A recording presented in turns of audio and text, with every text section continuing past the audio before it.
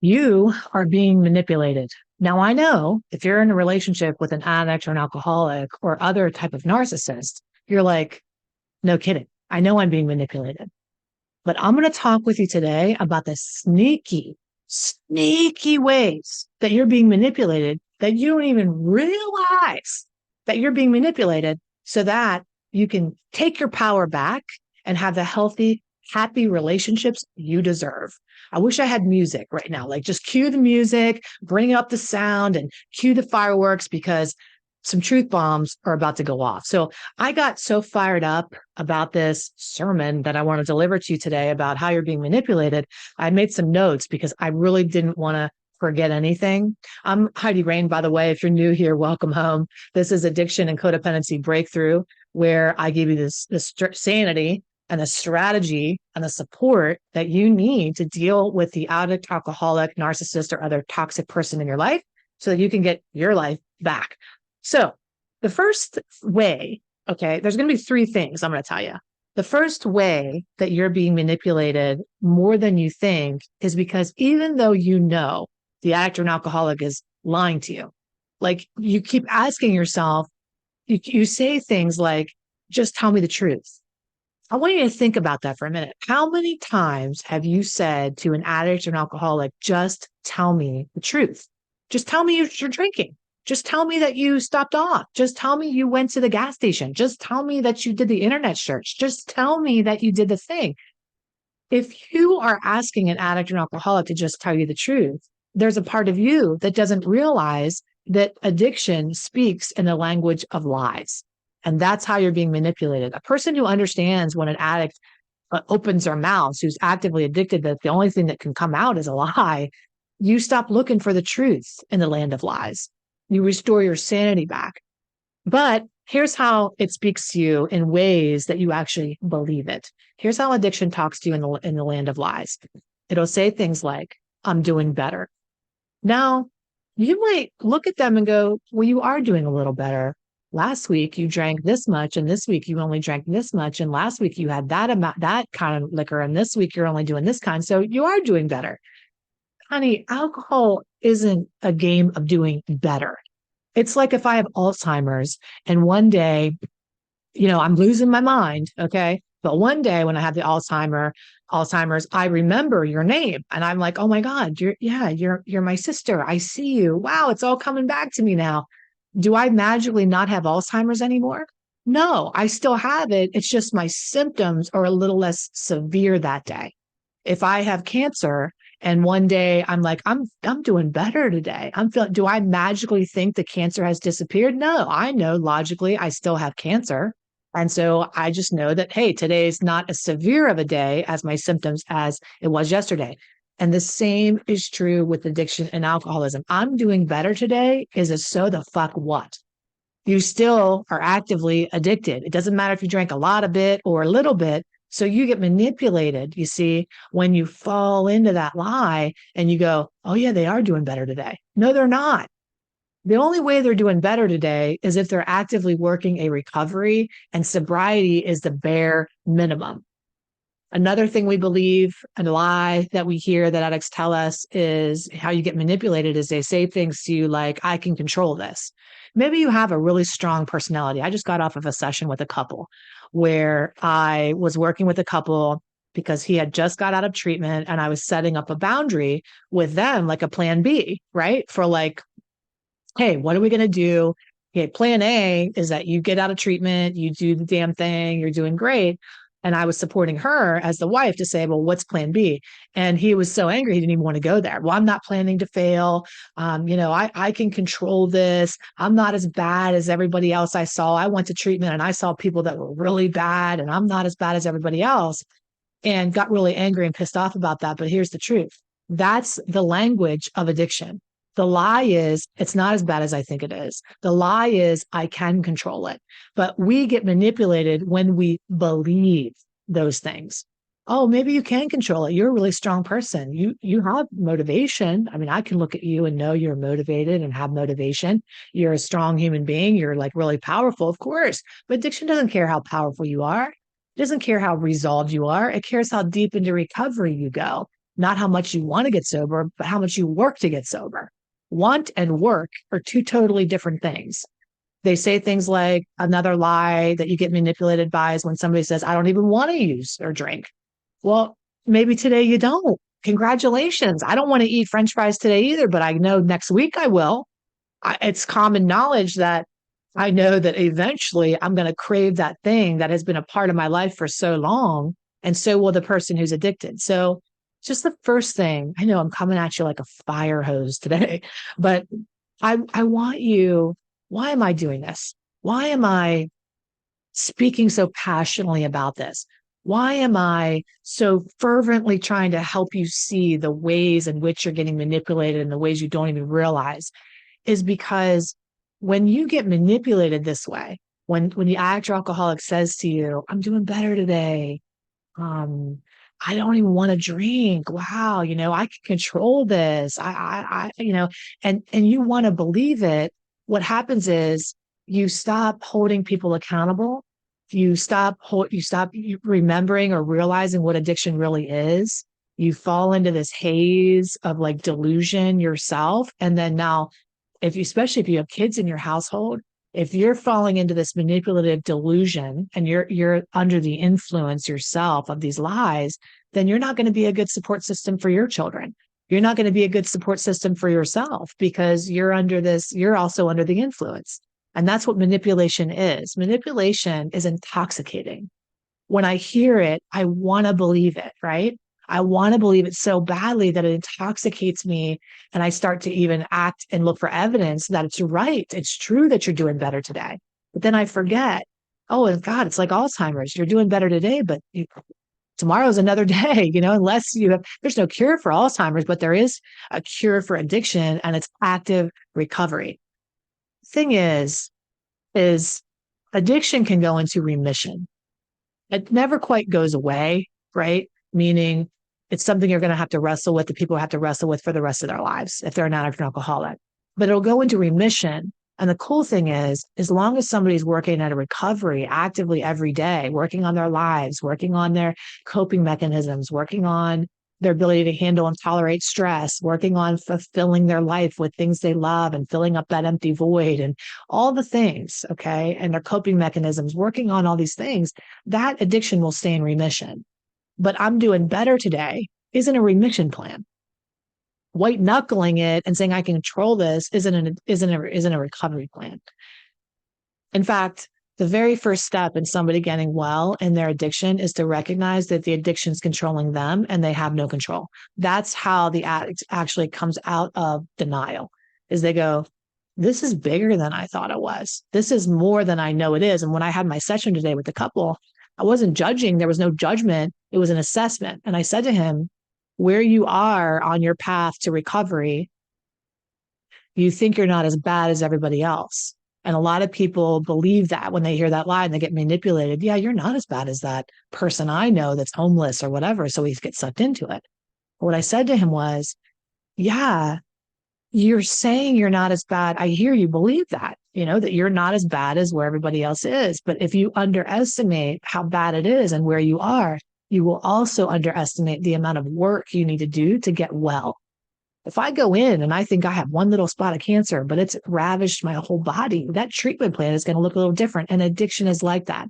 It may show up a little bit right now, but eventually it ravishes if we don't intervene and take control and work a recovery program. So you can't believe the lies when somebody says, I'm not as bad as so-and-so. Not yet, but that's where everybody goes to eventually, right? So that's the first way that you're getting manipulated. Another way that you're getting manipulated that you probably recognize, but probably haven't put into words yet. I hear this all the time. Well, Heidi, you say what I'm feeling and thinking. And I'm glad about that because I want to help give you a voice to what's really going on. Why? So you're not crazy.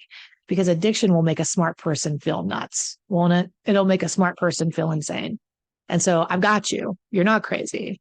You are feeling what you're feeling. You're seeing what you're seeing. It is what it is. And it's probably worse than you actually think it is. That's good news, because once you come out of denial, you have a better shot of saving your whole family from falling prey to dying in denial. If you want to go deeper with me at any time and you're curious, like, what is that couple session? That sounds great. I'd love to do something like that with you. I'd love to have you record this session and send, so we have it on record with my loved one. I'm happy to do that. You can go over to HeidiRain.com and schedule a session with me. First, you book one with yourself so you can tell me all about what's going on. And then we will make a plan from there to meet with your partner if necessary. Okay. The second way that you're being manipulated is through this thing, this phenomenon of emotional blackmail. You know, how it sounds is, I'm sorry. But the I'm sorry is always followed by you feeling bad because you see they're apologetic, you see their remorse, they actually mean it, but then nothing changes in their behavior. So you're getting sucked into that manipulation. I'm sorry is a tactic and a tool to get you to shut up, to get you to realize, yeah, I know, I see I'm screwed. They might even believe it. The apologetic alcoholic, right? That doesn't wake up the next day. They're full of shame. I can't believe what I did. Part of that is true, but it's also a manipulation tactic so that you feel bad, that you actually nullify or numbify whatever's happening with them. You're like, well, it really wasn't that bad. It's okay. I know you can do better. I'm so glad you're sorry. And then they're like, whew, thank God that's over, until the next Tuesday night when they're in that same loop all over again. Or you don't accept the apology, okay? And you say, you know what? I'm tired of hearing I'm sorry. I don't want to hear I'm sorry from you anymore. You know what I want to hear from you? Nothing. I want to watch you change, okay? I don't want to hear another word out of your mouth. I just want to see you do the damn thing. And that's the stand that you take. And then you get manipulated because they say things to you like, well, if you love me, you would accept my apology. What's wrong with you that you're so cold and you're not, you know, you're acting like you don't love me. You're acting like you don't care for me. You're acting like you don't believe me, and all that emotional blackmail just to get you to say, well, I forgive you, or, okay, I know you're sorry. You actually get to stay in a state of unforgiveness until you learn the lesson that the unforgiveness has to teach you. Okay. Sometimes we move too quick to forgive, to sweep it under the rug, to move on to the next thing, where in that state of that initial state of unforgiveness is the appropriate rage or anger that you need to feel to make change in your life. But an addict or alcoholic doesn't want you to feel a rage or anger. They want you to feel sorry for them, because if you're sorry for them, they can keep doing what they're doing. But if you're angry, you're going to hold their feet to fire to change. So they're quick to manipulate you into an accepting an apology. If you really love me, you know, even if you threaten to leave, if you're like, look, you know, I've learned that the best game plan is you need to go focus on yourself. You know, you need to go into treatment. You need to get your head on straight. And then they say things like to you, like emotional blackmail. How could you leave me at my worst? What's wrong with you that you don't love me for better or for worse? I thought you were different. I can't believe that you would leave somebody when they're struggling this way. And then it starts to seep into your consciousness and you're emotionally blackmailed. And you're like, wait a minute, I am a good person. And it creates this cognitive dissonance in you where you're like, well, I guess a good person would stay. No, actually, the most loving thing to do sometimes is to leave and let somebody do what they need to do, because you're not a treatment center and you're not a sponsor and you're not a halfway house. But you get manipulated into believing you're the only person that can prevent bad things from happening. You are the savior and they need you to stay. Well, I need you. And if you leave me, they'll threaten you. If you leave me, I will fall to pieces. If you leave me, I will hurt myself. If you leave me, bad things will happen. And you believe it. Instead of saying, well, I don't want you to be alone. I'm not leaving you alone. I'm telling you to go to treatment. So I'm telling you to get a team of people around you. I don't think you should do this by yourself. I don't think you should be alone. So learning how to be strong in your convictions and your ideas and your beliefs, and also understanding best practices of addiction to know what is the best thing or right thing to do in order to get the best result, is life-changing for you. Because I know you're constantly second guessing yourself. Is the right thing, especially if you're in a relationship that has religion involved, not necessarily spirituality, but like a conviction, like what's the right thing to do? What should a wife do? What should a husband do? What's the righteous, godly thing to do? And I'm saying all this in quotations because we have carved out in our society, we hold religion against people and use it as a tool so they tolerate abuse. Well, you should tolerate the suffering, as a good Christian would. I mean, I could go on and on about how we succumb to this manipulation that's above and beyond even the realm of what we think it is, of how much we're being manipulated with the right thing to do. But if you work with somebody who knows these insidious lies, who understands addiction and codependency and how you fall for it and where you get sucked in, then I can help you stand strong in what you believe in and deliver it in the most loving, compassionate, kindest possible way, so that you know the boundaries you're setting are right, the way you feel is okay, you are justified in all of this, and what's the best practice to move forward. Again, I just, go book a session if you feel like you need some strength and you need some courage and you need some sanity and you need somebody to tell you, yeah, you're not crazy. The other thing, that way that we get manipulated, this last way is probably the worst way. And I've just seen this recently in one of my sessions. And I'm going to put my book away there, bend down, because it's time to get serious. Because this is pissed me off so bad that I need to share this with you, and I need to like have space to get angry. As I'll put my stuff away, put my book down, get here. How an addict or an alcoholic will manipulate you is by using a tactic that's like the red herring tactic. What is the red herring tactic? Well, a red herring is a bird that is very beautiful, right? And distracting. When a red herring flies by, all you can see is a red herring. You don't see anything else. You just see that bird flying by.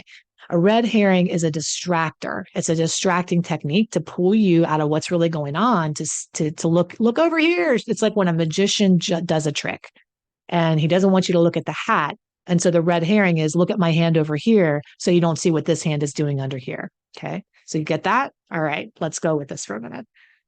Red herrings are like in a murder mystery when everybody's looking at the maid. All clues are pointing to the maid, but it's actually the butler that did it. But they did such a good job of like pointing at the maid. Okay. The magician did such a great job of waving his little weird hand around that you didn't see the bunny struggling to get out of the thing. Okay. So it's trickery. When I tell you it's trickery, it's trickery. How does this trickery work in your marriage? Through half truths and red herrings. Meaning, I know there are other problems in the marriage and in the relationship. One of the ways, this came up in a session the other day. A woman had reached out to me, and by the way, I am a vault, so I change details. I will never say a name of anybody I've worked with. You won't see my testimonials all over the place. I mean, unless they really are okay with that. I have hundreds of testimonials that are just anonymous testimonials, because I don't want to. I need to be a vault. And a lot of people that I work with are very high profile, secret. They don't want people to know what's going on, which is fine. Okay, you got to go somewhere, but I'm just going to give you the general idea. This is one client, but I've heard this a million times. All right. So it's like a hybrid of everything I've heard, that we have so many problems in the marriage, right? We have a lot of problems in the marriage. Addiction is a problem, infidelity or cheat or betrayal or money issues or sex issues or intimacy issues or communication issues. All of these things are very real. And so what'll happen is, the husband or the wife who's an alcoholic will say, well, we just need to go into couples counseling because you have your stuff too, right? So the wife goes, or the husband goes, okay, we'll go into couples counseling. Now, meanwhile, you're in couples counseling, whatever that is. You're doing imago work where you're looking at your parents, you're doing like, communication therapy, you're doing, gestalt where you're putting other people in the chair. I mean, you're really working hard in therapy. And then the addict or alcoholic is using that intel to do a red herring move to distract you from the real thing that's going on, which is, you cannot make massive shifts in counseling if the person you are working with in counseling is not emotionally, psychologically, physically, and spiritually, mentally available to have that work take root and hold and mean something. And an active alcoholic is fucking out to lunch. You mean to tell me that a therapist, and I've heard a therapist say, well, coming into couples therapy with an active alcoholic is better than them doing nothing. No, it's not. It's not actually better than them doing nothing. Why? Because the wife is getting worse. The wife's getting worse. She's in therapy. And it's like, why is nobody talking about the alcoholism? Why can't we talk about your drinking? Oh, we got to keep it a secret. That's right. Or when I talk about the drinking, the therapist deflects it into the communication. I mean, it is crazy 2.0. I'm going to ask you right now, if you are in marriage therapy, okay, that you take a pause with an active alcoholic, not in recovery, but an active alcoholic. You take a pause from that therapy.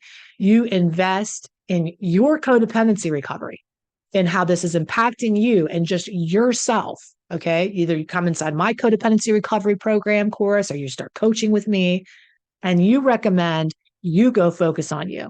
Marriage therapy is not the way right now. It is individual therapy. You go work, do you, and sobriety is the bare minimum. And when you're sober for 3 to 6 months and you can handle some of this stuff, then we'll talk about our relationship. Then we'll get into the meat and taters of all this jazz. But if we don't even have the pot ready to hold the meat and taters, what the fuck are we doing? Okay. So they've got to be sober. That's the bare minimum, emotionally, psychologically, mentally stable to work on the deeper issues. And when they're not sober, they're none of the above. Even if they're a periodic alcoholic, even if they only drink every other Tuesday. Okay. If somebody's still using, they're still using. So they're not available. Doesn't matter how often it is, whatever. That's like saying, I'm not as bad as somebody else. It could be worse. So I want to encourage you. I'm not saying therapy is a bad thing or couples therapy is a bad thing, but it's a best practice of like, when's it useful? A person who's actively addicted has no insight or empathy to how they're hurting themselves. How the hell are they going to be in marriage counseling and have empathy and insight into how they're hurting you when they can't even recognize how much they're hurting themselves? Save your money and put it in yourself.